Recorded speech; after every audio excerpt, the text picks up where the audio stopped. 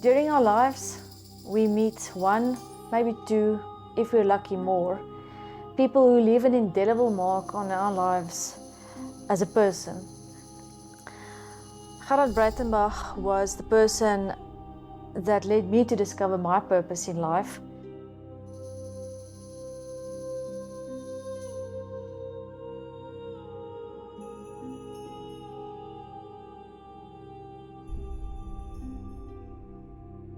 Gerhard showed me that there's a better way of doing things. A lesson that I've personally learned in recent times is that truth and wisdom only last about a generation. Before the next generation needs to relearn those same struggles and learnings that the previous generation overcame. In light of this, we thought it is so important to capture these learnings and internalize them on film, that it may assist you in your day-to-day work life as well. Gerhard, just tell me, where did you start work? Where did your career start? I left school in, I think it was 1968. Started work at Bremer Mine as an apprentice electrician. Did that quite well actually, surprisingly, because I didn't do well at school.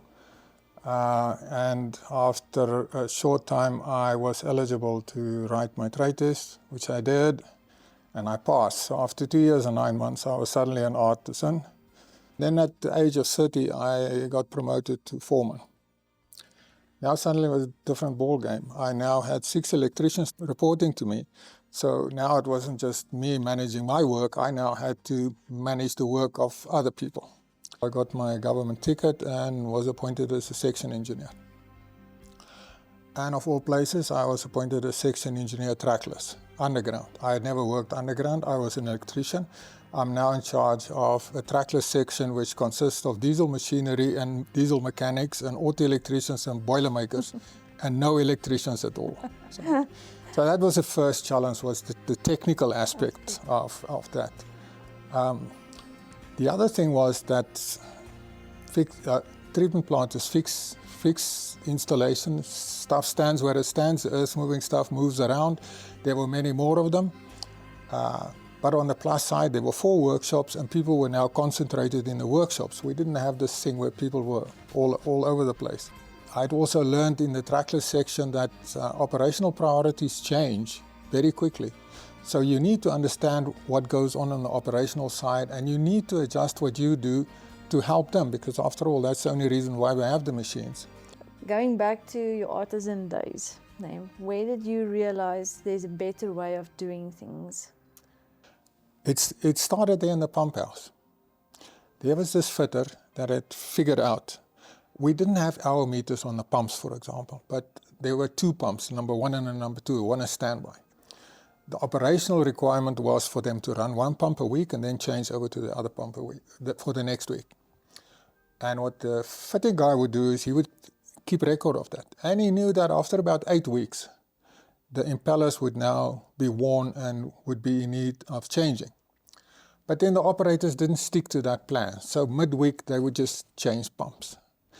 But he had discovered that they have a book where they write down when they do that. So he would daily check their book and say, okay, last night they changed from number 1 pump to number 2 pump. So we didn't get a full week out of this pump, we got so many days. And the other days is now on this pump. And he adjusted his planning according to that.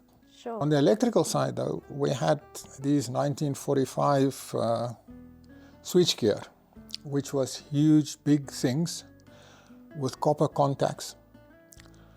And they required maintenance. But in spite of me doing the regular maintenance and the maintenance was cleaning out carbon buildup inside the switch, and the contacts actually burn physically. And because they burn, they make little bubbles on the contact. So next time it closes, it doesn't make enough, the surface area is not enough. Then it starts to arc, and once it starts to arc, the whole thing blows up. So that's basically the type of failures that I experienced. And so I now had to try and find a way of overcoming this. So one of the things I did was that book that he looked at where the operators wrote that they changed pumps. Every time they changed pumps, I would go check the switch and see what it looks like. And I discovered that often after they changed pump, the switch was in really bad condition. Even though I may have looked at it just 3 days ago and cleaned all the contacts, washed out all the carbon, it was now in a terrible state. And that was what caused it to blow up unexpectedly. And what I discovered was that sometimes these pumps would choke because they were pumping dirty water. So the mud would settle in the pump and the pump would choke. So instead of the long way around and the right way around of opening the pump and cleaning it and putting it back together, the operator was just too lazy to do that. So what he tried to do was to use the motor to force the pump to start. So we would switch it on, switch it off, switch it on, switch it off, switch it on. Now when you start a motor, you draw 6 times rated current. When you switch it off, you open the contact on 6 times rated current. So you pull a huge arc and that burns the contacts. So that was my first way of saying, okay, so every time these guys change the pump, they're going to damage my switch. So that's when I must clean the switch. You need to go and look at what has happened. What did the operator do? And then go check the switch. And that worked. It improved things considerably. Other challenge I had was priority. You're a single artisan, you work in a pump house. You need to change the motor. Now you need a rigger. The rigger is a single resource for the whole plant. He's busy somewhere. So you go see the rigger and he says, I can't come now. Can you come tomorrow? No, I can't come tomorrow. Yeah, now you have to go to the foreman and plead with the foreman because it's now a question of plant-wide priority. But I have to now convince somebody that my priority is, and there was no system that would deal with that. So that was the one thing. The other thing is, if I had too much work for this week, for the next 3 days, that was just too bad. It's only when we have a catastrophic breakdown that the foreman would call somebody in to help. Otherwise, hey, it's your problem, you handle it.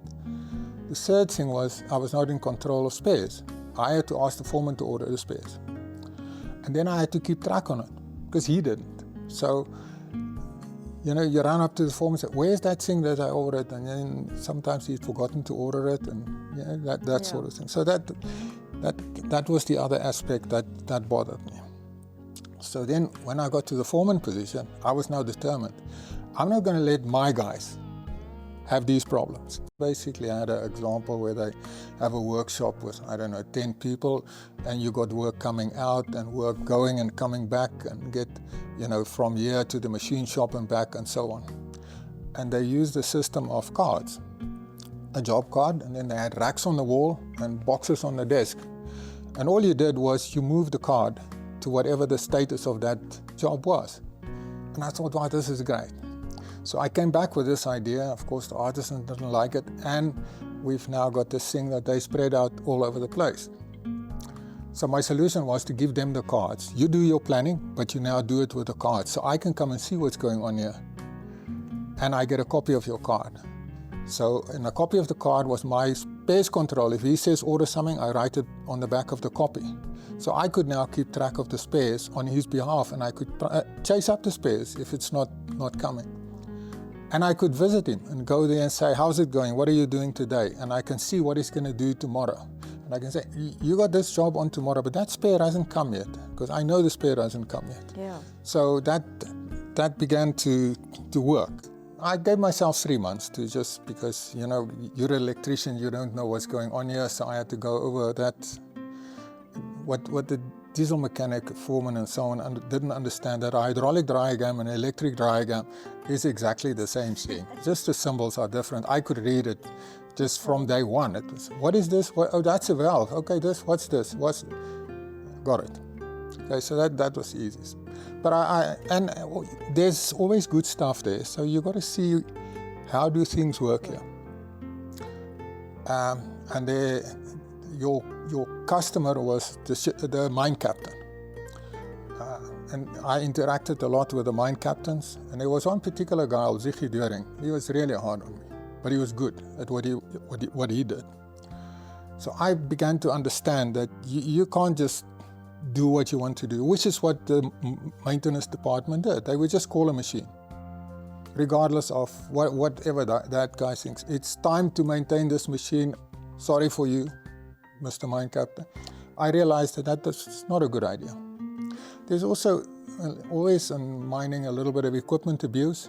So how do you speak to the guy about him abusing the equipment when you're treating him like that? You know, so you got to give and take. So from my interaction with Gerhard, I realized that there needs to be a connection between these two. We need to get it and talk. What's your priorities? Can I have this machine? Can you understand it? My priority, I have to have this machine, that sort of thing. But now I got these boxes in my head. I haven't done it there yet because they had a bit of a system. They had no maintenance management, computerized maintenance management system whatsoever. That came towards the end of my time there. So I started saying to the guys after about 3 months or so, come and see to the planners and the foreman, come and see what I did in the plant. Some of it was still there. We need to do something similar to this, but I understand that my cards and boxes are not going to work.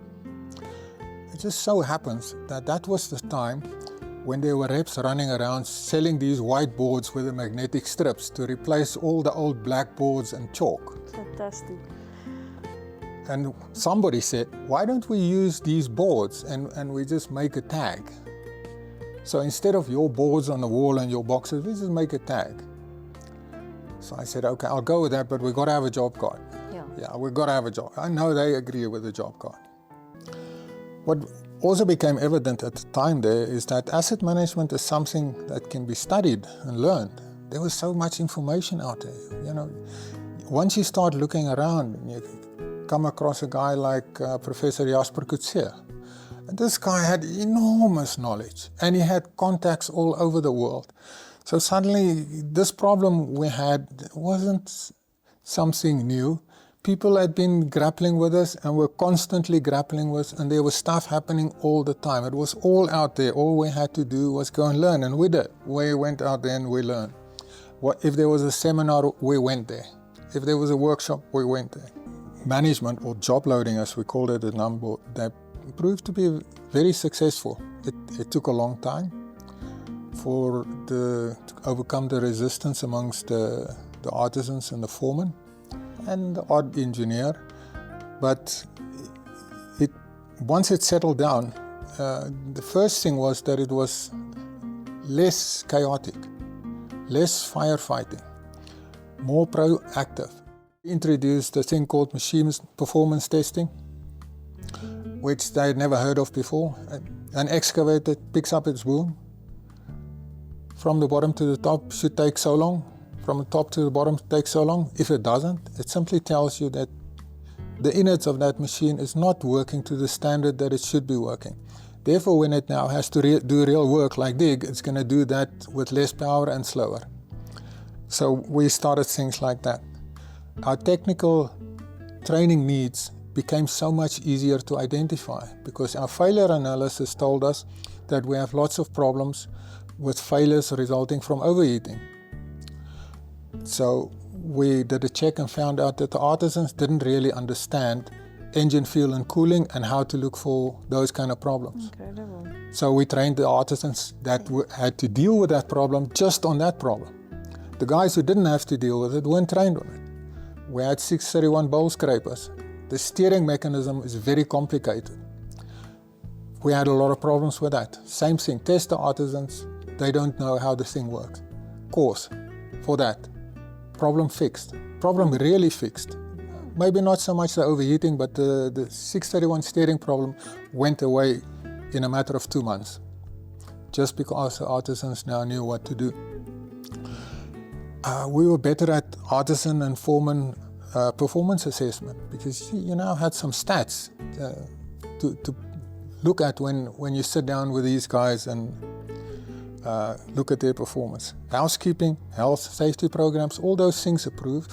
A, because we had more time for it, and B, because you had a process through which you could put it.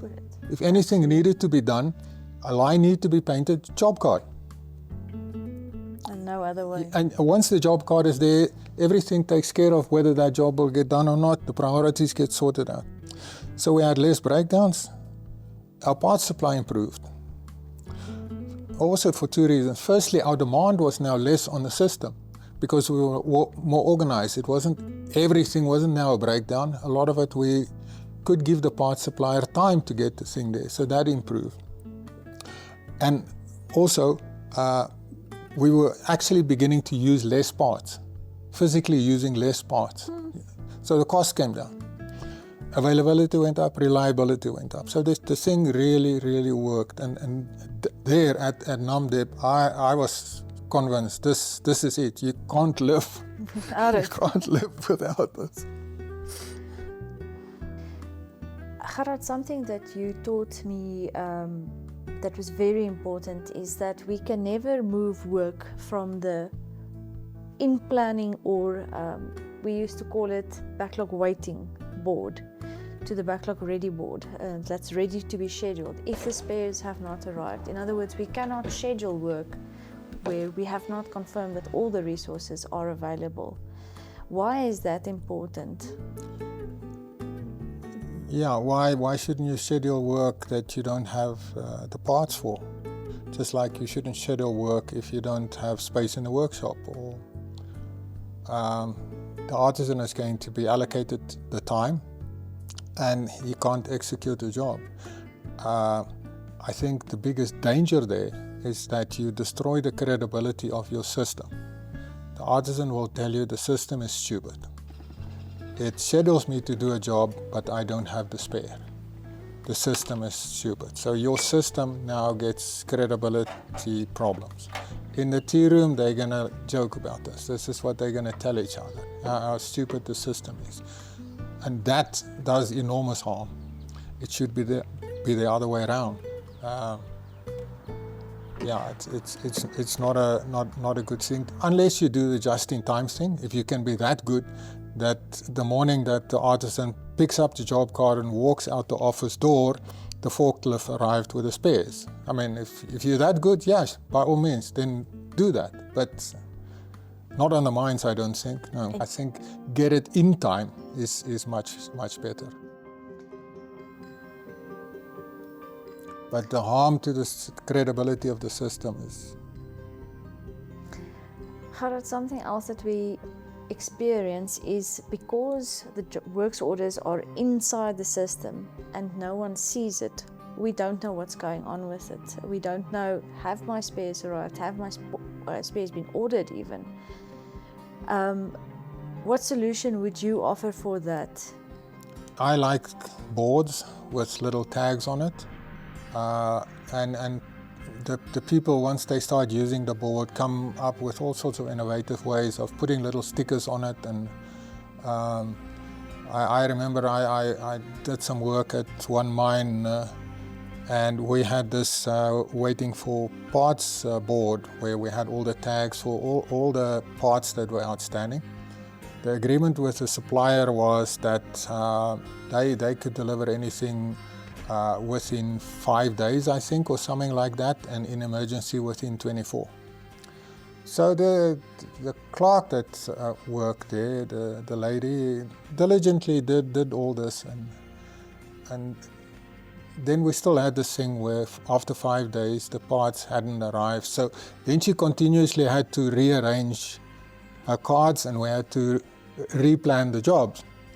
So what she did is she split the board in two, and if the job went over 5 days, she put it on that side of the board.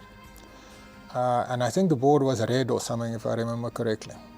So on this mine, the general manager took a really interest in what was going on there. He had a perfect understanding of the workflow process, and what was going on there and what the boards were for. So we walked in there one day and somebody said, "We want to show you that we split this board." And he said to the clerk, this young lady, "What is this?" And she said, "No, those are all longer than 5 days. And the supplier is supposed to supply in 5 days." So he took his cell phone out of his pocket and he phoned the CEO of the company and said, "I'm standing at this board now. I have already sent you a picture of the board. Those jobs parts are outstanding more than 5 days. You have a problem.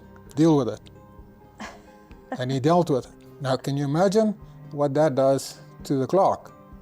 Oh, she sparks. Yeah. She shines. She sparks, yeah. And that story spreads. That's what they talk about in the tea room. Just like I'm talking about it to you now. They talk about that in the tea room. They sorted a supplier out. We now get the parts within 5 days. Yeah. That's the credibility you want. Not, the system is stupid. It schedules me to do a job when I don't have a spare. So you also agree that it is important to make it visible. Why is this visibility so important? It's that one, so we can see what is going on. And when we move the jobs around, especially when things get a bit tight with priority, and you say, okay, let's move that one out, and then we put this one in here. Okay, are we going to cope? Yeah, we're going to cope now. What are we going to do with this one now? We're going to put this somewhere. Okay, let's put it in here, but then we got to take this one out. But we can't go here with this because this one can't wait any longer. Now, you can only see that on the board. You don't see that when you move it in the computer. And the computer doesn't have the intelligence to tell you what you've just done. It's just knowledge. This pump has been making a noise for a long time now, and we need to do it. And now we keep moving. How long is this noise going to last before it becomes a failure? The computer doesn't know. Yes. But the artisan knows, and he'll tell you, don't do that. I got to do that on Wednesday. I can't go past Wednesday. That's where the boards become in handy. You got the production guy there. He doesn't want to give you the machine because he's behind with his tons, and you got this problem. We got this pump that's making a noise. I got to get this machine. If we go past this, you're going to give me the machine anyway, Mr. Production Guy, and you're going to give it to me in the field, and you're going to give it to me for much longer. Make your choice. Eh? That's where the boards also become in very handy. And the production guy can see you're not just doing this little job. There's hundreds of other jobs. There's hundreds of other priorities. And if he's reluctant, you can say, look, man, I also have to do this. Do you understand what we're dealing with here? This is not the simple question of, I've got 10 artisans and you can have whatever you want. These 10 artisans are all accounted for. Cool. Yeah. So that's very valuable. You also taught me you can do daily allocation. We should assign work per artisan per day. Wherever possible, assign work per artisan per day? Per day. Yeah, I believe it's necessary to do that. And not just lump the whole... Don't pool it, no. To a foreman. Yeah. Because there'll be pecking order amongst the artisans. There always is in a pool like that. And some guy will pick the easy job. Probably the cleverest guy will pick the easy job.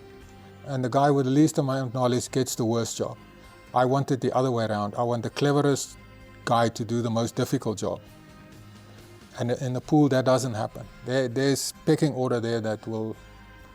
And people will get bullied almost into doing the dirty jobs, sort of thing.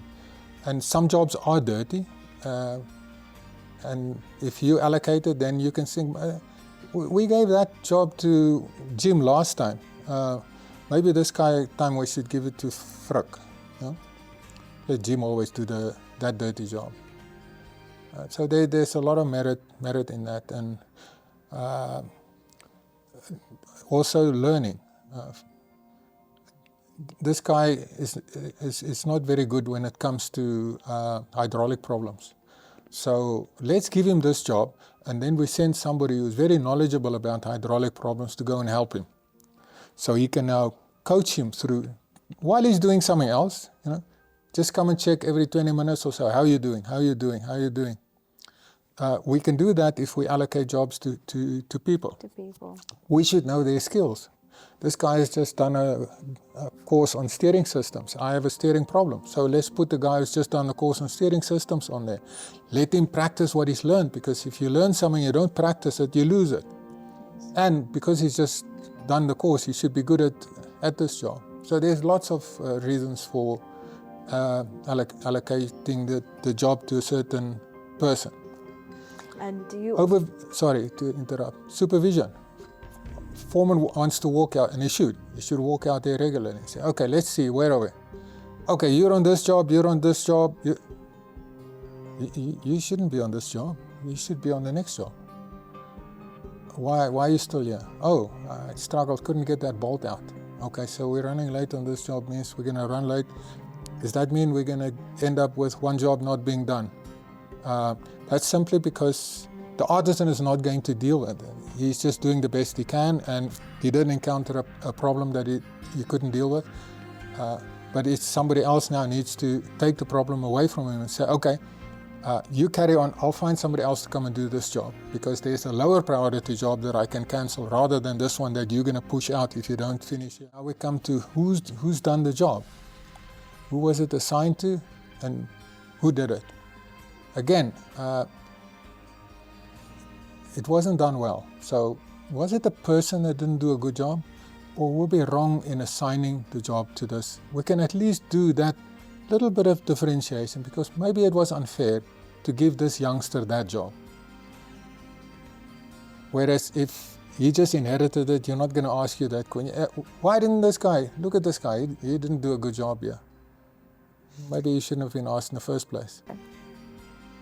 Gerhard, on the daily allocation, why is it also important that we should assign portions of the plant to specific artisans? What we have at the moment is, in some cases, because we don't assign plant areas to artisans, it's everyone's game is everyone's game. What's your view on that? Yeah, it's a difficult one because what applies to the treatment plant may not work so well in an earth-moving environment where you have lots of machines. I think in a fixed plant, treatment plant setup, I would prefer to assign an area to a specific artisan. Because when he goes around and he looks for defects, or the beginning, early signs of a defect, a bearing that is beginning to make a noise maybe, something that's dripping a little bit, that's that sort of thing. He will have an idea of the rate at which this thing is deteriorating. If you have one guy doing it today and next week another guy, you could easily duplicate that job. A planner should pick it up, but he might not, because people may describe it slightly differently and then it doesn't get picked up. And he may also not be aware of deterioration, where the guy who's assigned to the area will know this thing sounds a lot worse today than it did last week when I was there. I better go tell them the priorities. I thought we had 3 or 4 weeks, but we better do it next week.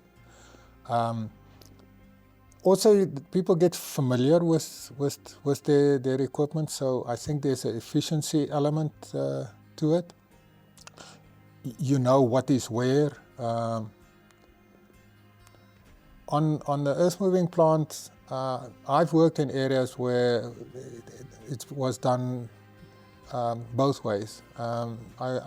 When I was in Trackless at Premier, the one workshop actually assigned an artisan to the machine and operators to the machine. They went to the extent of writing their names on the door of the machine, like the rally drivers do. Where they have the name of the rally driver on this side and navigator on that side. So they did the same thing. They had the name of the 3 shift operators and the name of the artisan. It was written on there on the side of the machine. That's that guy's machine, and those are the operators. And then, Gerhard, we get to the execution part of it. On the day when we are in the morning meeting, foreman now assigns work as per the schedule to the people he's handed it out, but someone has not arrived at work. What's the flexibility, or how would you solve that? What solutions do you offer? See, again, we can go back to the board now, because that's what I would do. I would get up and walk to the board and say, okay, we've got all this work. This work was allocated to that guy. This work is now potentially not going to be done. So let's take it out and put it here. Okay, now what's the best I can do with this difficult situation that I have? This job must be done, so I'm going to put it up there, but then I must take something off. And then I take something off, and I go and take another artisan and say, you're not going to do this job, you're going to do that job. Again, I'd walk back to the board, because that's where I'm going to solve the problem. And it's not something that the computer can typically... No, I doubt it, no. If the foreman is so knowledgeable that you can juggle all that, fine, but I doubt it very much. Because like I said, it's once you start moving, it's like dominoes. You know, move something and you bump something. And in the computer you can't see what you've bumped, but on the board you can see what you've bumped. Yeah, so I think that's something that should preferably happen in the morning in front of the board. Production guy is there, foreman is there, artisans are there. Fritz didn't turn up for work, what's the implication? These were. Jobs can now not be done. Okay, how are we going to deal with it? Mr. Production Manager, can you understand what is happening here? There's resistance sometimes because especially people that are not so good at what they do tend to feel a little bit exposed when information like this becomes available. So there's resistance to change, but it's people is the biggest stumbling block to overcome. And then I think it's absolutely necessary that we educate up in the organization and down. People throughout the organization must believe in this thing. If you don't believe in it, don't do it. If you're looking for help, then yeah, understand this thing, accept it, and believe in it, and support it. Like that example I had of the general manager, that he was there regularly, he knew exactly how the whole process worked, and he was the general manager. So how can the section engineer not have time to do it? If the general manager can find time to do it, because the general manager understands this process must work so I can get availability. I get machine availability, I get tons. I meet my objectives to my superiors. But if this doesn't work, I don't get what I need either. Many more requirements have been added to the list of what an engineer should be doing. What is the best advice that you can give a young engineer at the site? Yeah, I know it's tough these days. Engineers have, like you say, more to do. There's many more requirements that fall outside the window of maintenance. What all our training is about is to solve problems. If it's a mathematical problem, you develop a formula to solve the mathematical problem. It's a process problem, you develop a process to solve the problem. So that's what you need to do. You need to solve the problem. So don't let those things distract you too much from doing what you're trained to do, which is to develop processes and systems to solve problems. Thank you very, very much, Gerhard, for your time this afternoon. You're welcome. I hope I joked a couple of memories for you, and I hope that there's engineers out there that, well, it's sparked the flame inside of them for work management as well. I hope so too, because like I said, I've had a lot of satisfaction in my life. That achievement when the thing starts to work, and those same people that were so difficult and Norse and Breytenbach now come to you and say, hey, I don't know how we used to do this without this before. That happens. That does happen. It's happened many times that people will say, I don't know how we managed before. I had a situation in Namdeb where we were so good at everything we did, but the materials management system struggled to keep up. It's a very remote area. So the expediting that the foreman was now doing became a bit of a burden to the materials management staff. So we worked with them to see what we can do to improve things. But I walked into the foreman's office one day and he was busy over the phone And I waited for him to finish his conversation. So I was just standing around there looking at the stuff that he has on his notice board and so on. And he was explaining to the store guy that he was talking to about the part that he had ordered. And the guy was saying, and he saying something back to him, which I couldn't hear obviously. And then the foreman said to him, "No, you don't understand.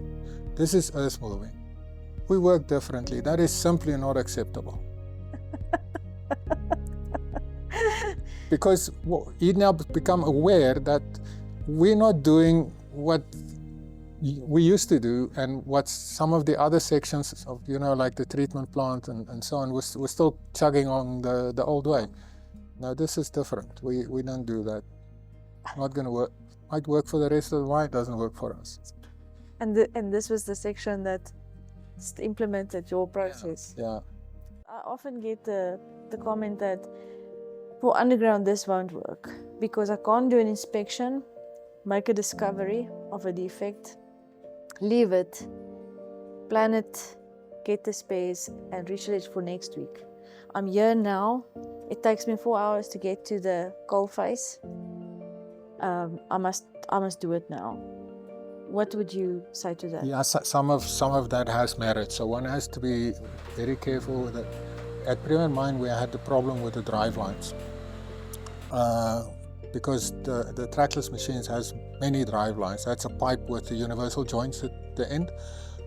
They take a huge strain, and if they break, you now have a piece of metal that flaps around and smashes everything around it. So you don't want it to fail. So we had exactly the same situation where the artisan would inspect it and see this thing doesn't look so good. I got to change it now. But we got the machine in for a 250-hour service. So we're supposed to do this in 3 hours now. What now? Okay. So we addressed that in a number of ways. The first thing is we made sure that the spare parts were readily available. They were always in the store there. The artisan could just go walk and fetch it and put it on. That was the one thing. The other thing we did is we looked at giving some of the artisans, 1 or 2 of them, low priority jobs so that they could drop the job. In other words, without having to go back to the board and the planner, the artisan just knows. You've got a low priority job. If that sort of thing happens, you come and assist the guy to do that extra work. In other words, to try and still stay within the maintenance window that we had created. Because that's the sort of agreement you have with the production guys. We create the maintenance window and we do as much as we can in it, and then we stay within it. And then the other thing we did is we worked very hard at early detection. And we found that it was actually possible to do some early detection. Fantastic. Yeah. So we managed to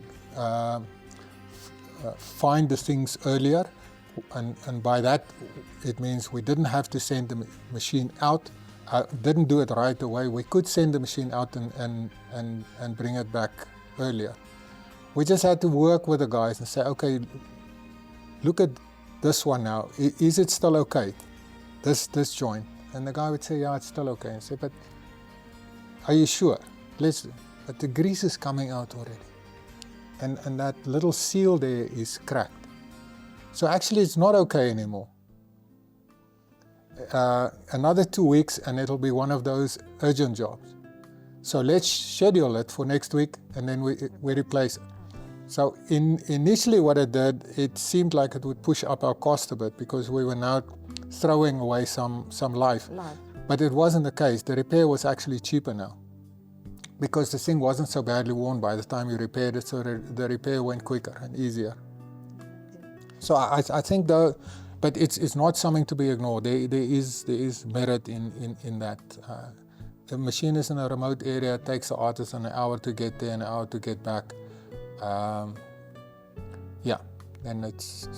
I think it has to be treated on merit, and we shouldn't be inflexible in our processes. We need to allow for those unique situations. But then don't let it spread.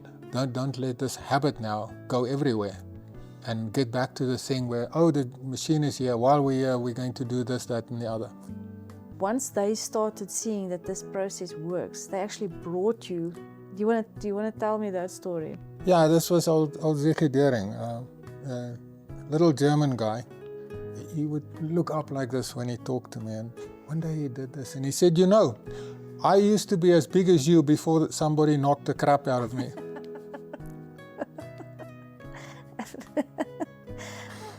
We were running electric LHDs. Back in the day, there was no such thing as speed control on an AC motor. So the only way you could control speed on big motors like that was on a DC motor. So we were running DC motors.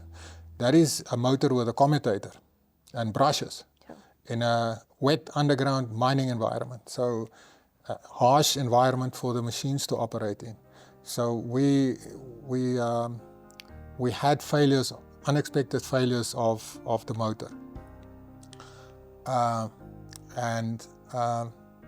Ziggy became so good that he had a specific procedure for what his miner must do when this happened. Because when the motor packs up, you can no longer move the LHD. It is now stuck in a tunnel, and you can't really get to it. So the first thing that would happen is they would send a call out for the artisan. The second thing would happen is he would drill holes directly above the machine, put roof bolts in, and get chain blocks there so that we can take the motor out. So by the time the artisan comes there, the roof bolts are in, the chain blocks are in, and he's just waiting for the artisan to loosen the motor so they can sling it out. So this is how... Because Ziggy knows we need availability, and he's going to have to drill the bolts anyway at some stage. So why wait till the artisan has now gone around looking for... So he wrote a standard operating procedure. When that happens, this is what you do. Sometimes they overreacted and the motor didn't actually need changing. So the guy comes there and says, sorry guys, this isn't a big failure. It's just some of the brushes that I changed the brushes and we'll be okay. But the roof bolts is there and the chain blocks are hanging. Yeah. But this kind of relationship only comes... Yes, because he understood now this process can benefit him, because we're working at the same thing. We just want availability. We all just want availability. He also wants availability, and he can help us get the availability. I did have a very unfortunate situation where somebody got hurt. And then in the investigation, the question that gets asked is, how did this guy end up doing this job? And it was one of those things where the guy just decided he was going to do the job. And it turned out that he wasn't fully competent to do the job. It was one of those lifting things where, you know, they would train non-riggers to do a certain amount of lifting. He hadn't done that training, but he had seen other people do it, so he thought he's just going to do it, and he hurt himself quite badly in the process. Now, if somebody had actually allocated him the job, it probably wouldn't have happened. I would hope it wouldn't have happened. Somebody would say, no, this requires a little bit of rigging. You haven't done a rigging course. I can't give this job to you. I hope that's what would happen with the assignment of the job.